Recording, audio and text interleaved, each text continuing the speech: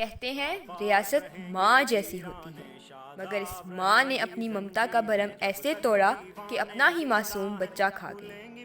اس ماں کی شفاقیت کا نوحہ گاتی ذلِ شاہ کی لاش چیخ چیخ کر بتا رہی تھی کہ اس سوتیلی ماں نے اسے صرف زندہ ہی نہیں نکلا بلکہ اپنی بے رحمی اور فرعونیت کے زخم بھی اس کے جسم پر ثبت کرتی رہی۔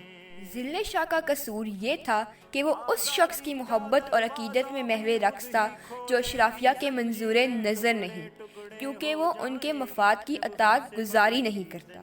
وہ اس شخص سے محبت کا اظہار کرنے زمان پاک جاتا تھا جو اس غلام نظام کے معیار پر پورا نہیں اترتا۔ وہ آخری دم تک وہی نام دہراتا رہا جس کے تصور سے سامراج کی ٹانگیں کانپ اٹھتی ہیں۔ ذلِ شاہ تو قوم کی دعاؤں اور محبتوں کا حصہ بن چکا ہے، مگر یہ ریاست خود سے ماں کا ٹائٹل چھین چکی ہے۔ ارشد شریف اور ذلِ شاہ کے بہیمانہ قتل سے لے کر 9 مئی، 8 فروری اور 26 نومبر تک یہ عوام ہر نقاب اترتا ہوا دیکھ چکی ہے، اور سب پر اس کے مظالم سمیت یہ واضح ہو چکا ہے کہ وہ کون تھا اور وہ کون ہے۔ جس وقت بجیں گی زنجیریں